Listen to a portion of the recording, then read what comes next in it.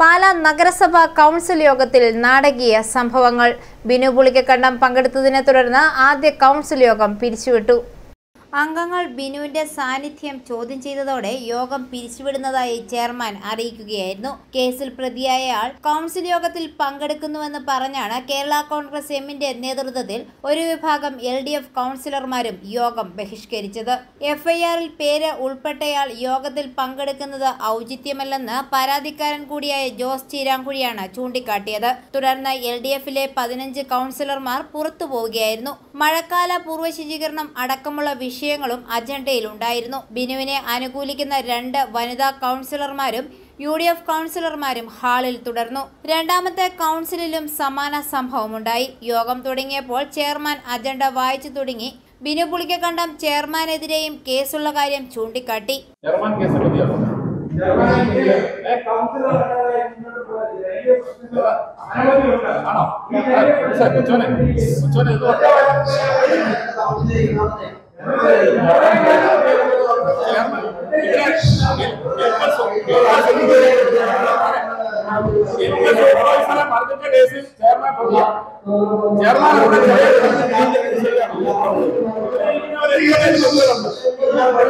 നഗരസഭ ഹെൽത്ത് സൂപ്പർവൈസറെ മർദ്ദിച്ചെന്ന പരാതിയിൽ ഷാജു തുരുത്തിനെതിരെ പോലീസ് കേസെടുത്തിരുന്നു.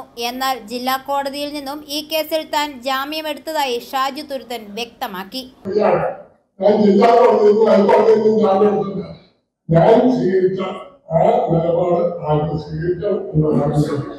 അടിയന്തര പ്രാധാന്യമുള്ള കാര്യങ്ങൾ പരിഗണിക്കേണ്ട കൗൺസിൽ യോഗം ബഹിഷ്കരിക്കുന്നത് ജനങ്ങളോടുള്ള വെല്ലുവിളിയാണെന്ന് ബിനു പുളിക്കക്കണ്ടം പറഞ്ഞു. കേസ് രാഷ്ട്രീയ പ്രേരിതമല്ല എന്നാണ് പരാതിക്കാരൻ പറയുന്നതെങ്കിലും നടക്കുന്ന സംഭവങ്ങൾ മറിച്ചാണ് സംഭവിക്കുന്നതെന്നും ബിനു പറഞ്ഞു. നഗരസഭയിലെ വിവാദ വിഷയമായ എയർപോർട്ട് വിഷയത്തിൽ പ്രതിയാക്കപ്പെട്ട ബിനു പുളിക്കക്കണ്ടം ഇരിക്കുന്ന കൗൺസിൽ യോഗം ബഹിഷ്കരിച്ചതായി ഷാജു വി തുരുത്തൻ പറഞ്ഞു.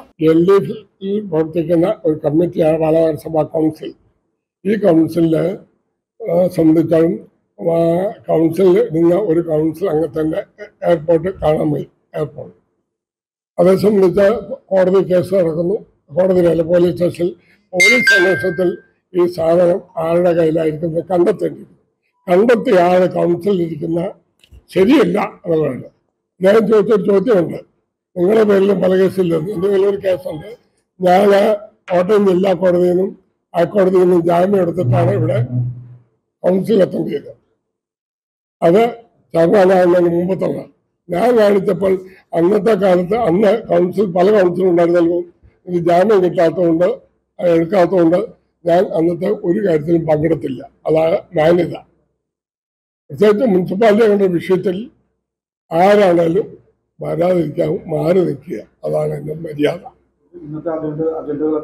ഇന്നത്തെ അതിലേക്ക് അടുത്ത ദിവസത്തെ കൗൺസിൽ പാസ്സാക്കും. എത്തല്ലോ, അത് വരട്ടെ. 1-ാം തീയതി അദ്ദേഹം വീണ്ടും വരുന്നല്ലോ, വരട്ടെ. അത് മാന്യതയല്ല. പാലാ നഗരത്തിന്റെ വികസനത്തിന് എല്ലാ കൗൺസിലർമാരും ഒരുപോലെ നിൽക്കുന്നു. അപ്പോൾ കേസിന്റെ കാര്യത്തിൽ തീരുമാനം കോടതിയുടെ ഭാഗത്ത് നിന്ന് ഉണ്ടാവാതിരിക്കുകയും അദ്ദേഹത്തെ അറസ്റ്റ് ചെയ്യാതിരിക്കുകയും അദ്ദേഹം എല്ലാ കൗൺസിൽ യോഗത്തിൽ വരികയും ചെയ്തു കഴിഞ്ഞാൽ അജണ്ടകൾ അനന്തമായിട്ട് നീളുകയും അത് പബ്ലിക്കിനെ ബാധിക്കുകയും ചെയ്യും. ഇല്ല, ബാധിക്കുകയല്ല. അത് ബാധിക്കാത്ത രീതിയിലുള്ള ആസൂത്രണം ചെയ്യും.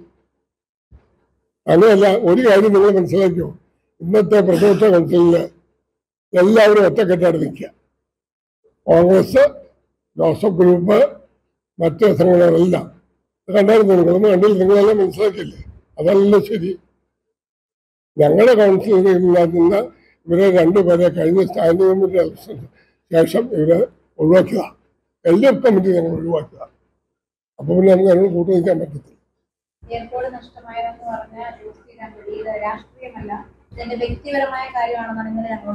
അതെ, രാഷ്ട്രീയ പ്രേരിതമല്ല. ഇതിനകത്ത് ഇപ്പോൾ കിടക്കുന്ന വെച്ചാൽ ഒരു കൗൺസിൽ ഒരു തെറ്റ് ചെയ്ത ഒരാളുണ്ടെങ്കിൽ അയാളെ ശിക്ഷിച്ചാലേ അയാൾ കുറ്റക്കാരനാകുള്ളൂ. അതിന് ജാമ്യം എടുക്കണം. ആ ജാമ്യം എടുക്കുന്നത് മാന്യത വരാതിരിക്കുക, കൗൺസിൽ മീറ്റിംഗിൽ വിട്ടു നിൽക്കുക. അതായത് പാലാ നഗരസഭയിൽ LDF-ലും പിളർപ്പ്. 2 LDF കൗൺസിലർമാർ യോഗത്തിൽ പങ്കെടുത്തില്ല. 3 LDF കൗൺസിലർമാർ കേരള കോൺഗ്രസ് എം കൗൺസിലർമാർക്കൊപ്പം കൗൺസിൽ യോഗം ബഹിഷ്കരിച്ച് ഇറങ്ങിപ്പോയി. ബിനു പുളിക്കക്കണ്ടം ഉൾപ്പെടെ 2 LDF അംഗങ്ങൾ കൗൺസിലിൽ തുടർന്നു. മഴക്കെടുതി അനുബന്ധ കാര്യങ്ങൾ പോലും ചർച്ച ചെയ്യാതെയാണ് കൗൺസിൽ യോഗം അവസാനിപ്പിച്ചത്. i4A news, Pala.